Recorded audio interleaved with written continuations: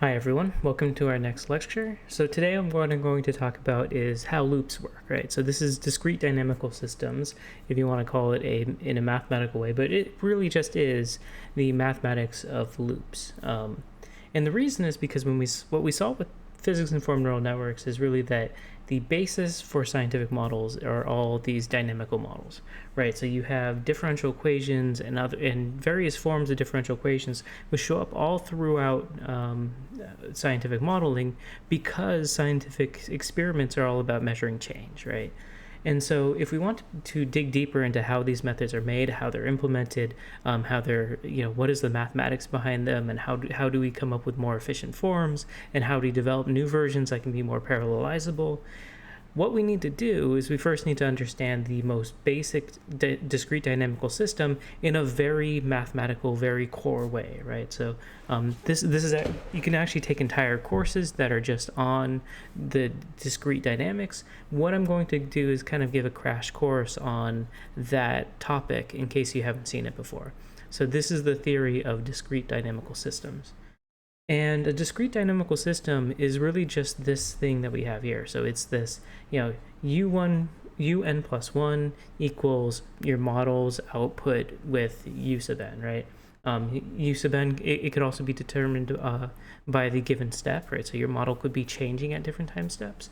But really what it just means is that you have some function, and what you do is you take your current state, you stick it in the model, and that's your new state, and you stick it back in the model, and that's your next state. You stick it back in the model, that's your next state, right? If you have a loop that is continually updating your values, that's essentially mathematically what you've coded, right? So this is a very core object, and we'll see that when you do a lot of different discretization techniques to work on continuous systems, you continually go back to this object. So understanding this object in detail is required. And so this shows up directly in a lot of models as well. So a very famous ecological model is the Logistic Map, which we'll be looking at a lot more in your homework, which is this seemingly simple function, right? So un plus 1 equals some r, which is a rate, times u sub n, times 1 minus u sub n, right? You just take you take a starting value, you put it into that equation, you get your next value, you get your next value, you get your next value, and it can do a surprising amount of behavior, right? So this is actually a system that will become chaotic, and you will prove that, or at least numerically show that in your homework. Another way to get discrete dynamical systems is anything to do with the time series, right? So dynamics are things that are really anytime you have a time series involved, there is some dynamical system that is generating that time series. So the simplest time series model for seeing it used in things like financial forecasting is the AR1 model. This is the autoregressive the autoregressive model with one term, which is just u sub n plus 1 equals alpha u sub n plus epsilon n, right? Where epsilon is a standard normal random number. So what you do is you take your value right now, you multiply it by a constant, you add some random number to it, and that gives your next value and your next value.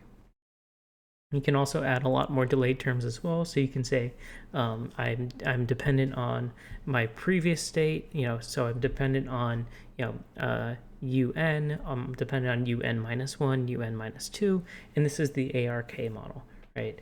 And these you'll see all the time in financial forecasting. You can go a bit further, so you can have the Arma model, which basically says that the shocks of right now, so the shocks is another name for this randomness. The shocks of right now, the shocks that are affecting me right now also include the shocks of the nearby past, right? So for example, if there was an earthquake, 2-3 days ago, you're still going to feel the effects on the economy today, right? In some sense that is, maybe incorporating these shocks. And so you can also say that you have delayed versions of the shocks. And so this Arma model is one that includes, delays in the state values, delays in the shocks, and really what this is showing is that the core concepts when you have these kinds of things are you can have randomness thrown into it, and you can have delayed values that are also a part of it, and all of these constitute these different ways that you can write a dynamical model in terms of states that are updating over and over and over. Now, an interesting thing that will come into play here, and this is something that we'll start bring into this course a lot more as we start proving how to make or be able to take derivatives of universal or neural ordinary differential equations, is that recurrent neural networks themselves are a dynamical model, right? There are many different forms of the recurrent neural network, but all of them can be written in a general form, which is just that I have a state right now, u sub n.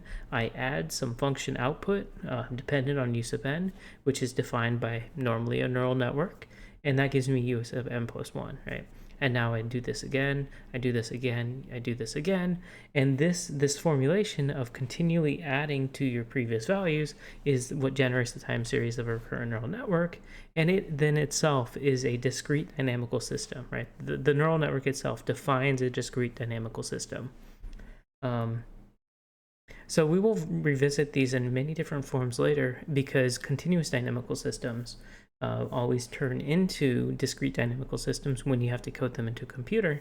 But let's first try to figure out what happens in these systems, right? Like what happens as you go to infinity, and in what cases do we have analytical solutions, and can we find out anything about them when we don't have analytical solutions? Because it turns out that these properties of how they go over time, how they move as time goes to infinity, can actually be very informative of their dynamics, even if you only take 50 steps or 20 steps. So let's take a look at the scalar linear dynamical system. This is the system which is u sub n plus 1 equals alpha u sub n, right? And now, so what you would do here is you say, well, what is u sub n? Well, you move it to the other side. So u sub n equals alpha u sub n minus 1, right? There's this translation and variance in the way that we've written this equation down. And so that would mean that u sub n plus 1 is alpha times alpha u sub n minus 1, right? You plug it back in, u sub n plus 1 equals alpha times alpha u sub n minus 1. You keep on plugging it back in until you get to the initial condition, whatever your starting point of your dynamical system was, or the starting point of your time series, and then you can have that u sub n plus 1 equals alpha to the n u sub 0. So this one actually has a analytical solution. If you know your initial starting point, then you just repeatedly multiply by alpha, and that will give you what u sub n plus 1 is. Now, because it has an analytical solution, we can directly do a bit of analysis on what its asymptotic behavior should be. So what happens if alpha is less than 1? Well, as n goes to infinity, right, if alpha is less than 1, then alpha to the n goes to 0. And so therefore u to the n has to go to 0, right, because it's going to a constant value times something which is approaching 0. Now, if alpha is greater than 1, then alpha squared is even bigger, and alpha cubed is even bigger, right? And this value is then growing indefinitely, and so therefore u n plus 1 is going to be going to infinity. You can get some more complex behavior than that. So if the norm of u is 1, then u sub n goes to basically, if alpha is 1, then this dynamical system is just un plus 1 equals un, and you have the constant solution, right? If you have complex dynamic, so if you have a complex dynamical system, so if the initial state or alpha itself are complex numbers, then each time you are rotating on the circle. And so, for example, if you're doing rational rotations, like if it corresponds to a quarter rotation on the circle, then you can have a periodic dynamical system where every fourth time you return back to the same spot. I'm not going to mention too much on complex numbers right now, but the dynamics on that can get even more complex, and we'll actually see that the solution to how to do global sensitivity analysis in a fast way turns out to be related to complex linear dynamical systems, but that'll be something we come to later. So now let's look at nonlinear geometric dynamics, right? So in the linear case, so linear dynamical system, this is a case where we had a full analytical solution. It turns out that that's almost impossible. Almost none of these systems that you write down in the form of un plus 1 equals some model un, and almost none of these actually have something where you can say this is, you can write the nth plus 1 term in terms of a function of u0. It's just not possible in most cases. At least it's not possible to write like a nice general form that you can actually analyze. So looking at this in practical terms,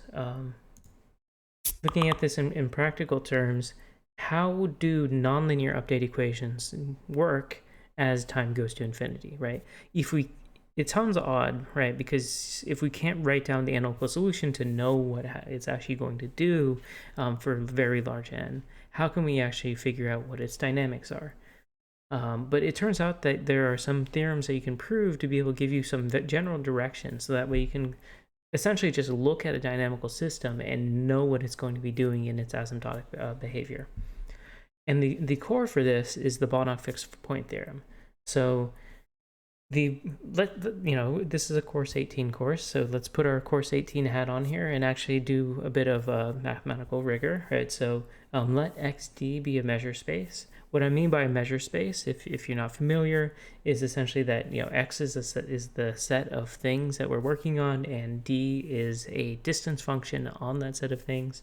In pretty much every case we'll be looking at in this course, x is the real numbers and d is the distance function, so like the Euclidean distance. But these theorems also they work on anything that is a vector space with a distance function.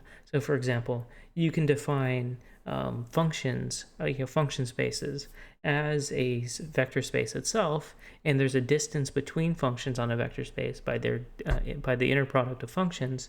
And so, for example, these theorems actually apply to these ways of discussing functions and a lot of mathematical objects. But if you just want to think about points or data, the Bonox fixed point theorem, when you think about this, x is the set of real numbers and d is the distance between 2 points, which is the Euclidean distance, right?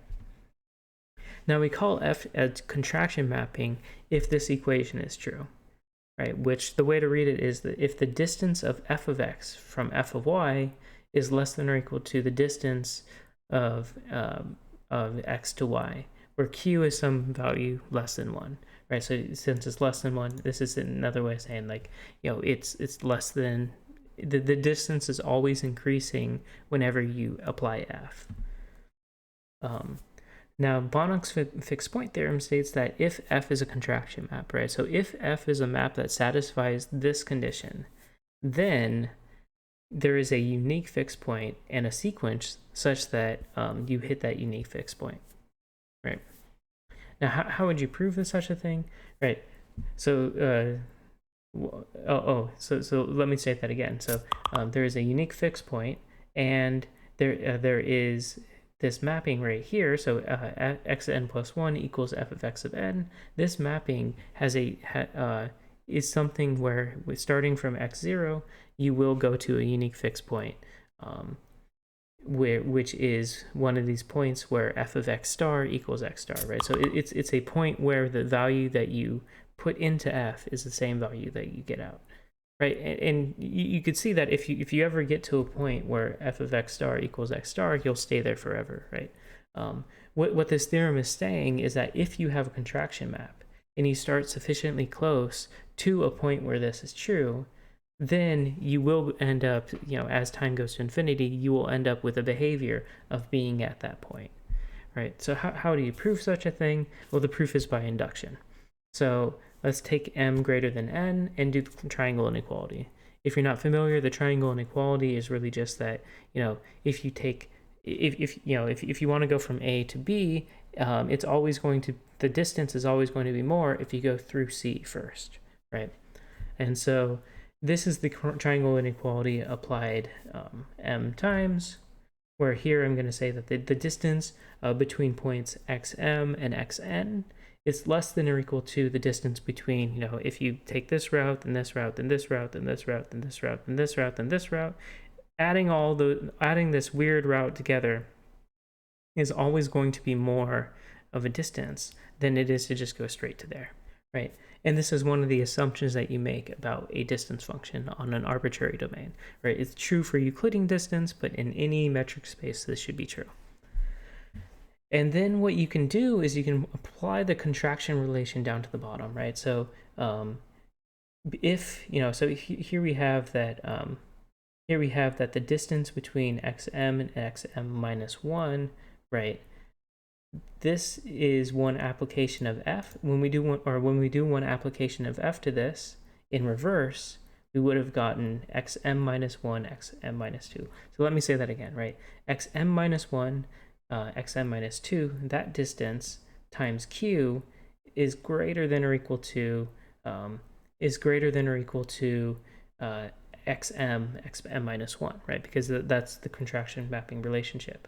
And so this term, if we apply this relationship in reverse, we do this m minus 1 times, so you take a q out, and now you've reversed one f call, and now you take another q out, you've reversed another f call, you go all the way down to the bottom, and you'll get q to the m minus 1 times d of x1 x0. And now you do that for all of the terms in this sequence, right?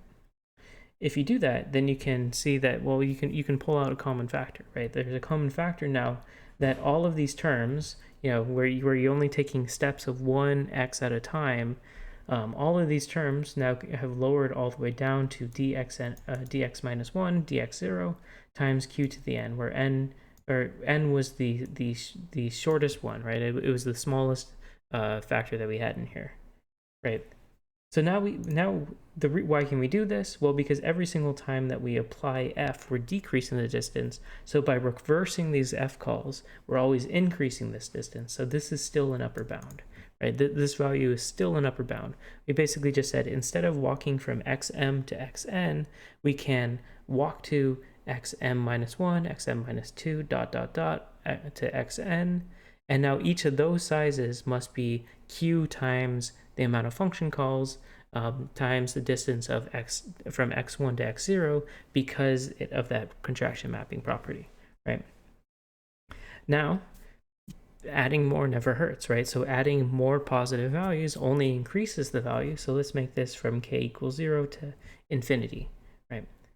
And what we get in this case now is, well, the term over here is a geometric series, right? And because it's the contraction mapping, q is less than 1, and so therefore we have that this summation has an analytical solution of 1 divided by 1 minus q.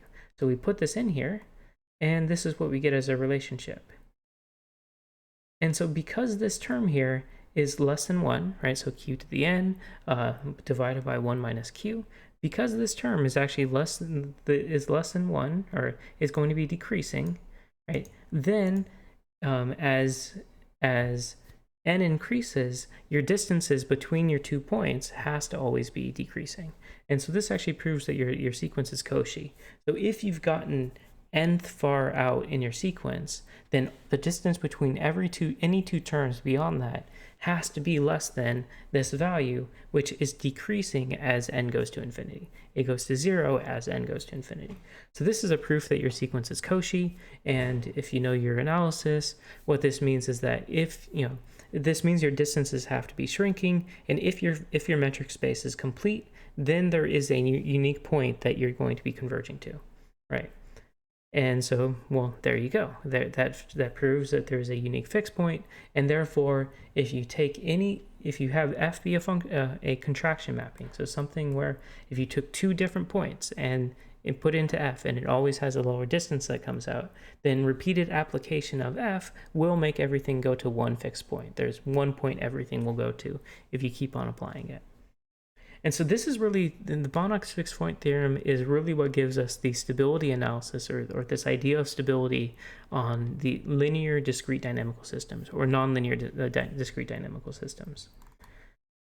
So the way to do this is to look at any sufficiently nice mapping. So when I say sufficiently nice here, what I'm meaning by sufficiently nice is I'm just meaning that I don't want to do the extra analysis, right? So if this was a dynamical systems course, you'd want to say something like, f is in C1, which means its derivative exists and its derivative is continuous. And you'd have to, there's a lot of, extra terms that you could put on there. But, what I mean by sufficiently nice is really just that assume that you have enough derivatives. Your derivatives are bounded. Maybe you have all your derivatives. Just assume that f has enough properties, and you can write a theorem that will prove this, right? So in this case, assume that f is sufficiently nice, and you have a system where xn plus 1 equals f of x sub n, right? Now assume that the derivative around the, so you assume that we have this fixed point where f of x star equals x star, right? Assume that at that point, the derivative is less than 1, right? Now, if you have continuity in your derivative, right, if your derivative is less than 1, then as you move away from that fixed point, even if the derivative is increasing, it must be increasing continuously, right? Assuming the derivative is continuous. And that must mean that there must be a whole neighborhood of points where it is less than 1, right? There's not just a single floating point value where it's less than 1. There needs to be infinitely many points nearby where it's less than 1, right? Infinitely many meaning that, there's a whole bowl before it hits the values and before the derivative hits 0, right? And this whole area where the derivative is less than 1, we'll say that this is the neighborhood that we're talking about. So in this neighborhood, what that would mean is that f of y minus f of x divided by y minus x is less than or equal to 1, right? Why would you have that? Well, this is the Lipschitz property, right? So if you have a bounded derivative, then it's Lipschitz. But another way of thinking about this is that here's what we're saying when we say that the derivative is less than 1, it means that df dx is less than or equal to 1, right? And so df is f of y minus f of x, and dx equals y minus x, right? That's like the discrete version of the derivative for any 2 points that are close enough, right? Now, if you just kind of multiply both sides by y minus x, what you have is this relationship, right? Well, if you ever have the derivative less than 1, then you can also show that you're going to have a point where it's going to be if you have the derivative less than 1, then you're going to have a constant here, right? So you can add all those little details. But what this is really just saying is that if you have one of these points where the derivative is less than 1, then you have a contraction mapping, right? That the distance between these two functions is less than or equal to y minus x. Now, well, this is actually a strict less than, right? If it's a strict less than, then that means we can put this constant here for what the remaining part is, and now that would write it directly in the form that we have above. So we have a contraction mapping where there's some q where every single time we apply f, we would be decreasing the size, decreasing the size, decreasing the size. And what that means is that if we are in that neighborhood, right, then by Bonox fixed point theorem, since f is a contraction mapping, repeated applications of f will bring you to a unique fixed point. And there you go. Now you don't have to even know the analytical solution to this map, but just by knowing that this derivative is less than 1 is sufficient to tell us that if you're to keep on doing this process for a value that's sufficiently close to a fixed point, then you will go to that fixed point. Right, and here's a way to really think about why that would be the case, right? So derivatives give you the best linear approximation. Another way of defining a derivative, right, is if you were to have a curve and you put a line there, the tangent line, that is the best linear approximation to the function that you're looking at. And so what the derivative is really giving you is a linear model that is very close in the neighborhood of where you put that tangent, right? That linear model is a very good approximation to your original model.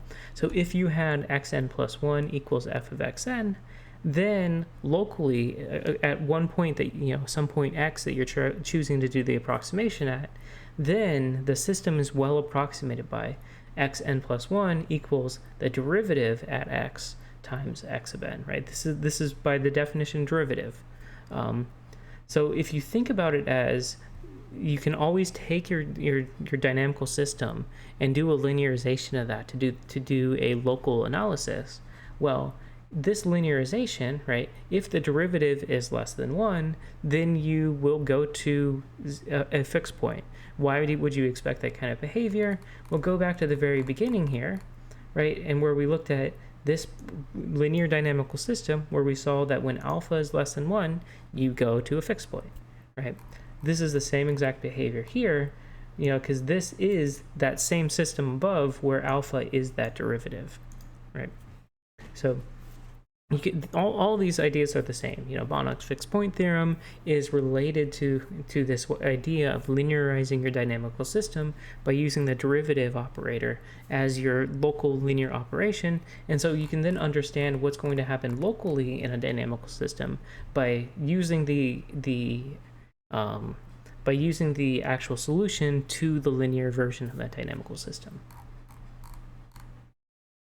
So we can also look at what happens in the update form, right? So remember that the recurrent neural network is written a slightly differently, right? So it's written as xn plus 1 equals xn plus f of xn, but the same theory follows, right? And the way to see that will happen is that you can say that xn plus 1 equals g of x sub n, right? Where you just make g equal to this whole right-hand side. And so if you do the same exact theory on this version of the problem, you just have that you need to have, you shift it over by 1, right? Because the derivative of x sub n is 1. So when you take the derivative of g, you get 1 plus the derivative of f. And so you've shifted over your analysis. You now need to have, now everything's based off of the derivative it being less than 0 and 2. But it's the same analysis, right? It's just the analysis on this shifted system. So even things like recurrent neural networks fall under this analysis where you just have to redefine what your function is a little bit. So now let's move to multivariable systems, right? The way to think about a multivariable system is let x be a vector in Rk, right? So this same exact equation holds, right? We write this thing the same exact way, but we let x be a vector. And what does that actually look like? Well, so if let's say x is the vector of 3 things, which is a, b, c, right? What you do is you'd say a at the next value, b at the next value, c at the next value equals some function that tells you how a updates, some function that tells you how b updates, some function that tells you how c updates, right? And then we just write that function, that vector function, is just f. Right? So what is the analogous way to do what we did above and understand a discrete multidimensional system? How would we do that same kind of analysis? It turns out that the analysis essentially just carries over. All you need is one little trick. So the multidimensional discrete dynamical system is xn plus 1 equals a times x sub n, where a is the matrix, right? Why is this the case? Well, let's actually write this down, right? So, xn plus 1, or a n plus 1 equals alpha a sub n, right? This would have been the linear version in, this would have been the linear version for a scalar, and now bn plus 1 equals beta b sub n. This would also be the linear version. What the linear version is doing in multi-dimensions is it's saying that you could have a gamma here, b sub n, and a plus, let's see, what's a plus rho, a sub n plus b sub n, right? It's basically saying this is the form that you're allowed to have. If you write it in this form, then you can see in vector notation, right, that you get something like a sub n plus 1, b sub n plus 1 in vector notation equals a, well, let's actually write out this matrix. Alpha, gamma, rho, beta times A sub n, B sub n, right? So this is then equivalent to saying x sub n plus 1 equals a x sub n, where x is this vector a of ab. So you just have to kind of do this matrix multiplication out in your head, right? So row times column. So row 1 times column 1 is what gives you the first output, which is alpha times a sub n, gamma times b sub n, right? There it is. Rho times a sub n plus beta times b sub n. There it is, right? So matrix multiplication times the vector is essentially what gives you this form, right? And so this is what we call the linear form, and it should be no surprise because matrices are linear operators on vector spaces. The naming just works. So the way to really understand how to interpret these systems, right, is, well, if I cut off these parts, right, if I didn't have these here, then the analysis would be dead simple, right? Because you just do what you did before.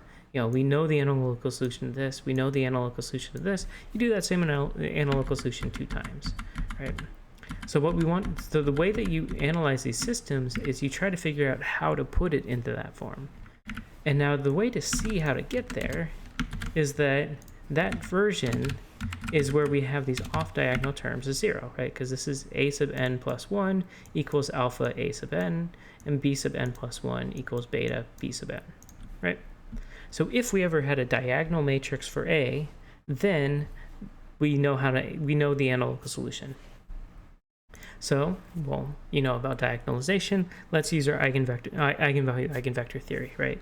So one way to remember eigensystems is that a diagonalization of a matrix A can be written as A equals P inverse dP, where P is actually this matrix, which is where P is this matrix that is written as V1, V2, right, where V1 is the first eigenvector and V2 is the second eigenvector, right? So this eigenvector is a column going up and down. This eigenvector is a column going up and down. So, you know, it has 2 terms, it has 2 terms, and that's what gives you this full matrix. And D is the matrix that is so D is this matrix that is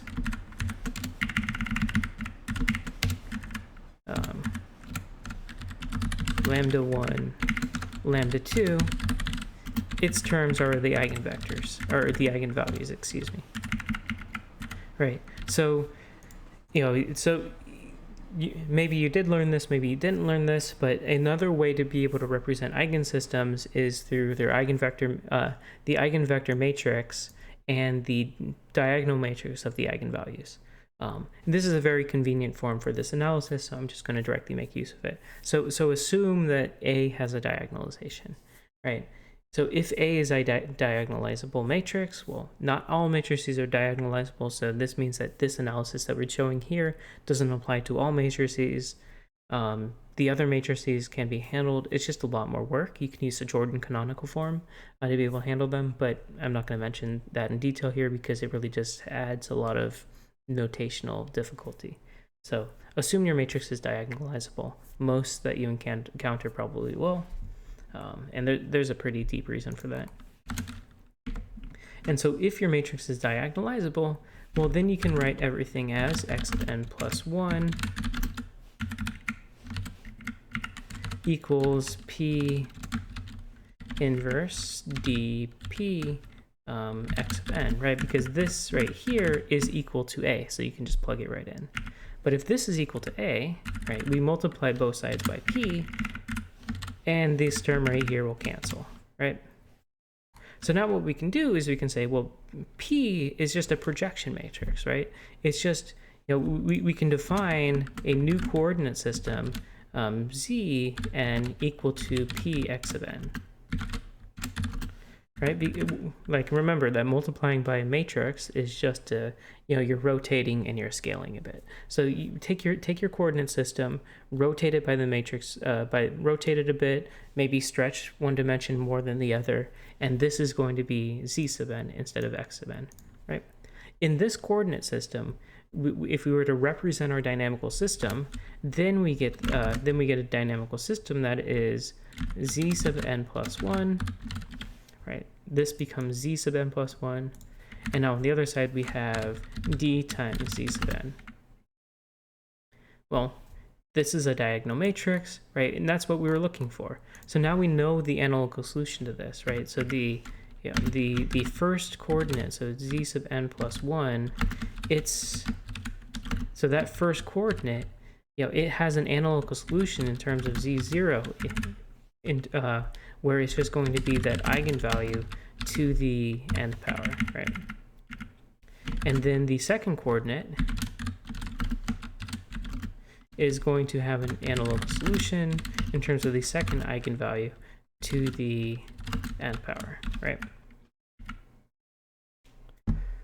So this right here, I don't mean squared. What I mean is, what I mean is the second value in the vector of z's. And this, I mean the first value in the vector of z's. So what this is really saying is that once we've actually changed our coordinate space to be in terms of the eigenvalues, in terms of the eigenvectors, right? This is actually moving from xy to a coordinate space, which is, one coordinate axis is the eigenvector 1. The second coordinate axis is the second eigenvector. In this eigenspace, right, in this coordinate system, the dynamical system completely decouples into a diagonal matrix, and then we can actually write down the analytical solutions. And what this means is that, the general solution for x sub n plus 1, or x sub n plus 1, it really just is something that is like lambda to the nth power v sub 1 plus lambda to the nth power v sub 2, right? So you can write down basically that, the way that the dynamics works is it's just the dynamics along the eigenvectors, and you have to handle the initial condition, right? So you need to make sure that, it's the eigenvector times the initial condition in that in that direction. So you do need to project the initial condition first, but this is like a sloppy, like hand-wavy way of writing it down. That essentially the way to understand a multidimensional linear system is just you look at the two eigenvector directions, right? And on each of those directions, you have a linear system going on, and you just look at the dynamics of that linear system.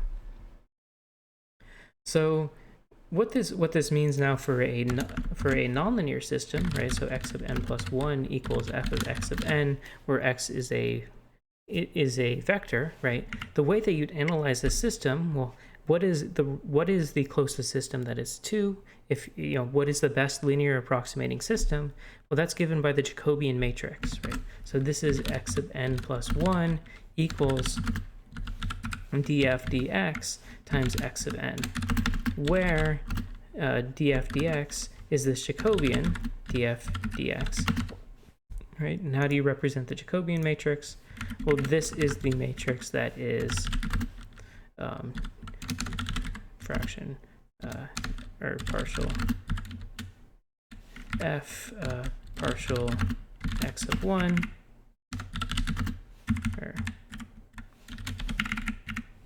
partial fraction partial f sub 1 partial x sub 2 fraction partial f sub 2 partial x sub 1 fraction partial f sub 2 partial x sub 2, right? And if you have trouble remembering which values of the Jacobian matrix go where, just remember that when you write down the vector form of a vector function, that as you go down the column, you are increasing which f you're calling, right? So going down a column changes which f is actually being called. There's one f for each row, right?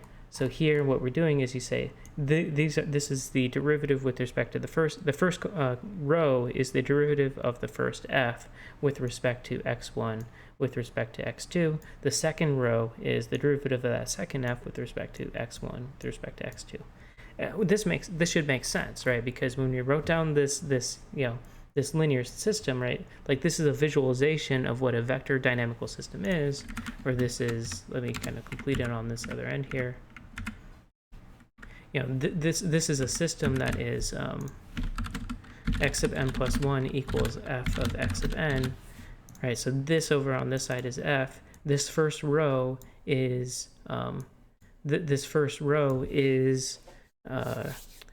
f1. The second row is f2.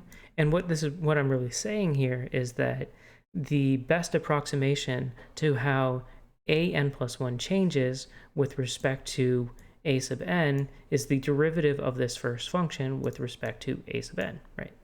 And the way that this changes generally in terms of b sub n is this value, right? The derivative of this function with respect to b sub n, right? And that's really what the Jacobian function is, right?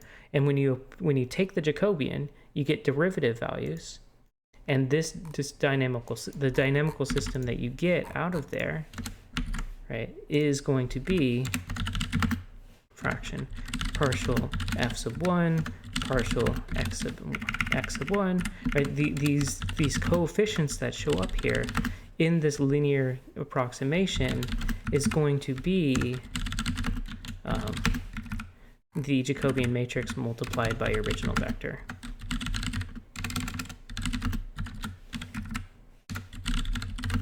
X sub 2 and fraction partial f sub 2 partial x sub 1, right? So this is another way of writing down this dynamical system right here, which is the dynamical system that is linearized around wherever you took this derivative approximation. Let me kind of just make sure that your derivatives always have to be evaluated at some point. So wherever this x is that you are taking the derivative at, this is the linearization point, right? And this is what your linear dynamical system in two variables will look like when you do this. And it is the same exact thing as this dynamical system, which we know how to get its asymptotic behavior. We know how to get its analog solution by using the diagonalization of the matrix, right? So the same theory that we saw in this scalar case then directly applies in this case by as long as this Jacobian is diagonalizable, then we have the same theory. Now, do you go to a fixed point now actually requires two things, though, right? Because in order to go to a fixed point in order for this analog solution to go to 0, right, what you need is that both eigenvalues have to be less than 1, right? And this is actually why we started talking about complex values, because even if your matrix is written in terms of all real numbers, you can still have complex eigenvalues, right? So you really do need to keep your discussion in terms of possibly complex numbers. And here, so what we have to say is, if the norm of all of your eigenvalues are less than 1, then this linear dynamical system right here, this one will converge to the point 0, 0. And in n dimensions, you could just call that 0. Right? So for this, for a nonlinear dynamical system, right, the Bonox fixed point theorem still applies, but you can do that same proof. But in order to do that proof, you need to make sure you have a contraction mapping. And how can you have a contraction mapping? Well, you would need to have that you have a contraction mapping in F1, F2, F3, F4, and how do you prove that Fi is a contraction mapping? Well, it is a contraction mapping in some basis, right? In some way of representing the coordinates, if that eigenvalue in that direction is going to be, if that's less than 1, right? And so what that means is that in order to have contraction mapping for a multidimensional system, you can look at the eigenvalues, you can look at all the eigenvalues, and if all of the eigenvalues are less than 1, then every, F1, F2, F3, F4, Fn are all contraction maps, and you have a contraction map, right? That's essentially the argument. I mean, I did a few hand wavy things in there, but you can kind of see, if you want to write the whole thing out, you have all the knowledge that you need in order to write out that proof. And so essentially, the multi-dimensional form of what we showed before is just that if you have a nonlinear dynamical system, xn plus 1 equals f of x of n, how do you know where it will go in the future? Like, you know, if you're near some point where x star equals f of x star, how do you know whether you will go closer to that value? Well, if you're to take the Jacobian matrix, you know, if you calculate this Jacobian matrix and you calculate its eigenvalues, if the norm of all the eigenvalues are less than 1, then you will go towards that stable fixed point, right? If you start sufficiently close. So this is the idea of linearization of dynamical systems. You know, you might have absolutely no idea how to write down an analytical solution to this, but I can still tell you a way on a multi-dimensional system how to be able to calculate whether it will go to a fixed point. And we'll see in the future that a lot of properties of numerical methods, whether they're stable or whatnot, is actually a problem of this kind of convergence issue. So now let's start to try to understand delayed dynamical systems. So a similar property actually holds with dynamical system with delays. So let's take a system that's written like this, right? Xn plus 1 equals the sum of, you know, so if we want to expand out this sum just to make it look easier, let's do something like, you know, Xn plus 1 equals, well, when j equals 0, then this is alpha 0 x n, right? When j equals 1, this is alpha 1 x n minus 1, and so you should get the point from here, right? That this is going to be alpha k minus 1 x sub n minus k plus 1, right? This is just a way to be able to write down that you have a bunch of delays in a nice form. So if you have a multi-dimensional system, well, then you have a whole vector of these systems, right? Okay, so the way to be able to understand how to prove what the dynamics of a delayed system is actually to just think about it as a higher dimensional system. So let's now define a new system, which is y sub n, where if y sub n, so assume here x sub n is a scalar, let's define y sub n as this following system.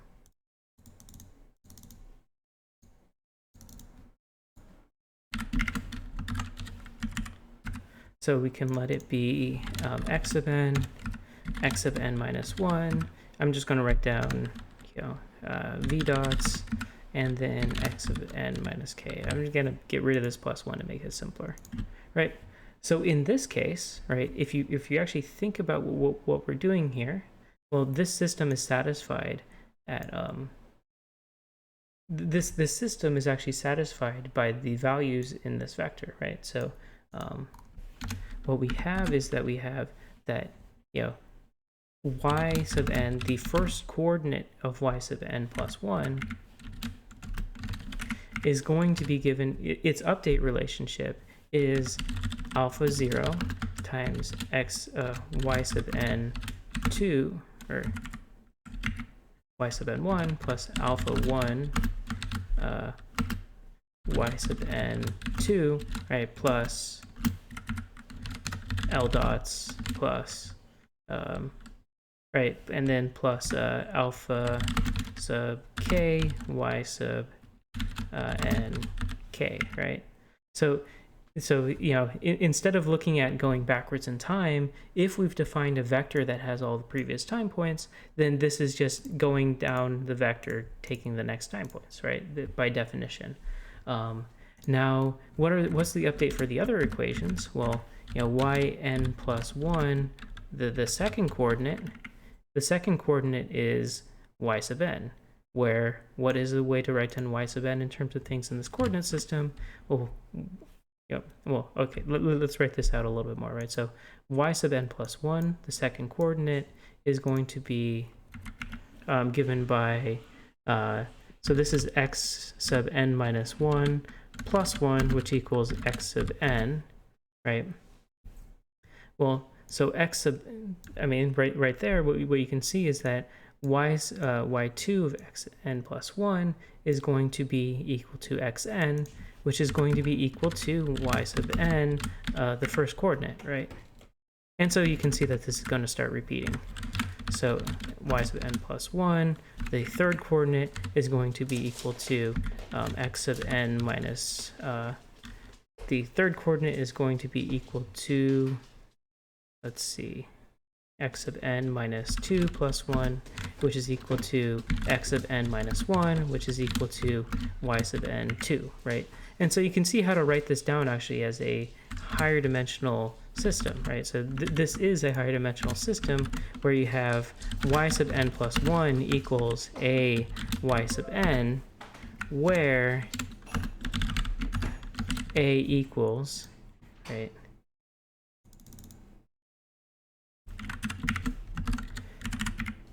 So here we have alpha 0, alpha 1, L dots. And then over here, what we have, is y2 n plus 1 is only going to come from y1.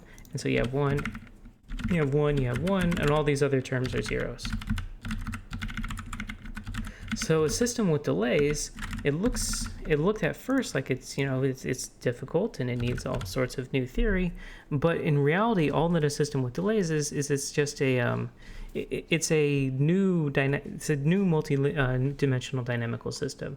So you can represent these as a larger dimensional dynamical system, and then the same tools from before work, right? You take the eigenvalues and eigenvectors of this matrix, and that tells you whether this system with delays is going to be going to a fixed point or not. Now let's look at what happens with the stochastic dynamical system, right? So this is, this is now when you have a loop, when you have randomness inside of there, right? So if we have xn plus 1 equals a summation, so here I'm going to write it out again just to make it look nicer. So here's a version of this dynamical system, right? So I can have a few delayed terms. I'm just going to stop it there, but you can have more delayed terms. And then you have a epsilon sub n term, where this term is a random number, right? So you for example, you add a standard normal random number. So what you want to kind of do is you want to see how do the perturbations propagate, right? What I mean by that is assume that all your further perturbations are 0. Will this perturbation that you had at time 0, will its influence grow over time, or will its influence shrink over time? Right. What I mean by grow over time is, let's say you have 0 as a fixed point, right, in this model. Then epsilon, you had a random number that hit it by plus 0.1.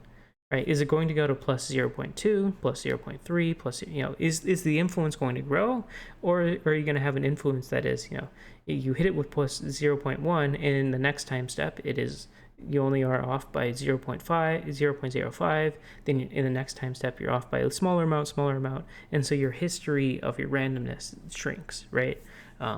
Which two things happen in this model?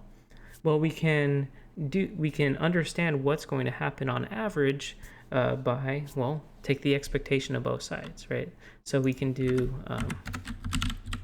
math BB, E of this term, right, is equal to math BB, E of all of these terms together.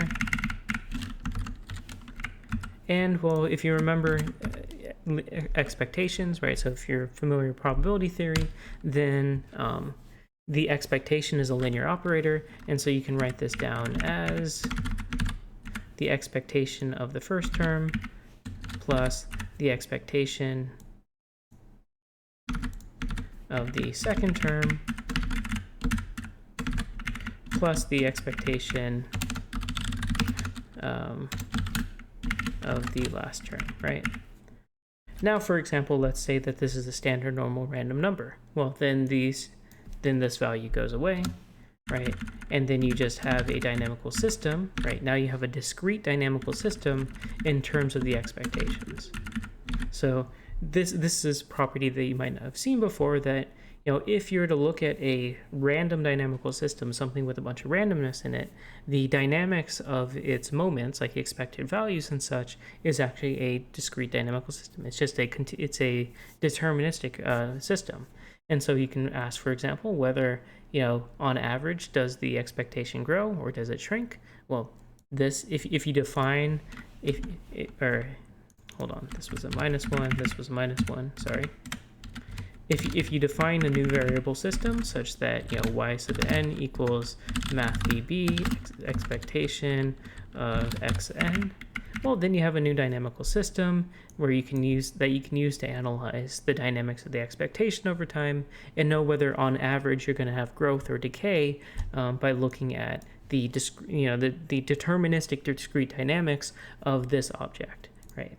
And then you can also look at things like the variance. So one way that you can look at the variance is math bb v of x. Another way to write down the variance, if you haven't seen this formula before, is math bb e of x squared minus math bb e of x squared, right? So what this is basically saying is that the expectation of the squares minus the squared expectation, this is a nice way to be able to write down the variance. And then you can directly do this for your system, right? So here is the expectation, right? So let's actually write down the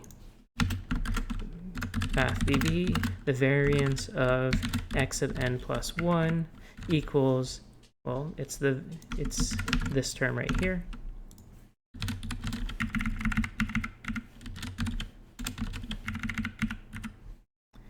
Right, and now what we can do here is we see, well, this is xn plus 1 squared, right? So what is xn plus 1? This is going to be the expectation of this squared plus this, right? And now, we can multiply things out. I'm not going to do the whole foiling. Well, let's see. It's not too bad. But alpha 0 squared plus x of n squared plus alpha, or 2 alpha 0 alpha 1 x of n minus 1 plus alpha 0 let's see, alpha 0 epsilon sub n x of n plus alpha 0 or alpha 1 epsilon sub n x of n minus 1 plus epsilon sub n squared, right? Plus all these other terms.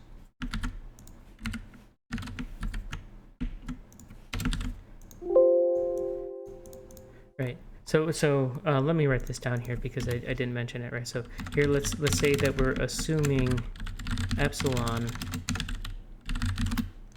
is a value which is from a normal distribution of 0, 1, which is another way of saying that its mean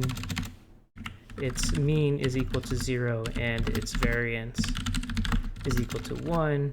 And this is what you get when you do rand-n in Julia MATLAB. In these things that give you a standard normal random number, this is a value taken from a bell curve, right? And so when I did this analysis, what I used here was that, the expectation of a sum is the sum of the expectations, and the expectation of, the mean value of epsilon is 0, so I just dropped off the term, right? When you look at the dynamics of the variance, well, you have that these terms all have a term that is expected value of 0 here, and you can start to chop things off, right, under the assumption that epsilon of n is independent from x of n. So you do have to make sure that you assume that your randomness is not dependent on your current state, which is it's an assumption that's usually used in randomness, right? But now an interesting thing that can show up in these cases is that here epsilon squared, what is the expectation of epsilon squared? Well, that is the variance. And so you actually have, that this is going to be plus 1, plus da-da-da. So I'm not going to go into all of probability theory right here for why that's the case. But essentially what that means is that, you can understand any of these stochastic dynamical systems by getting deterministic dynamical systems of their means, of their variances, of their skews, of their kurtosis, and all these higher order properties. Those would be deterministic dynamical systems, which you can then use to analyze their asymptotic behavior. But you have to be careful because, when you take the expectation squared of a value, you don't necessarily get 0, even if the expectation of the value squared is 0. You have to be careful about some of these details. But essentially, all of the mathematics for how do you analyze what's going to happen with randomness comes from, once again, by looking at these multidimensional systems. So delays are a multidimensional system at its core. Stochasticity comes down to a whole series of multidimensional systems that tell you about different properties about the system. Everything really comes back to these multidimensional discrete dynamical systems, and this is why you can take a whole course in just how to look at the multidimensional linear dynamical systems or nonlinear dynamical systems. But we'll stop it there, right? So on this system we can understand whether the variance is going to keep increasing over time of the value, or whether it's higher moments, like whether it's cube, whether its fourth power is going to be increasing, by looking at the eigenvalues of some matrix, which is determined by transforming this set of variables back down to something that is just one multidimensional system, looking at its eigenvalues and looking at its eigenvectors. So okay, that's a quick overview of a whole bunch of different dynamical systems.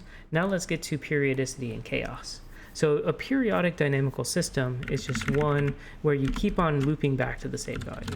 The quintessential version of this is x sub n plus 1 equals minus x sub n, right? So let's say you started at x sub 0 equals 1, then you have x sub 1 equals minus 1, right? And then you have x sub 2 equals 1 again, and it repeats.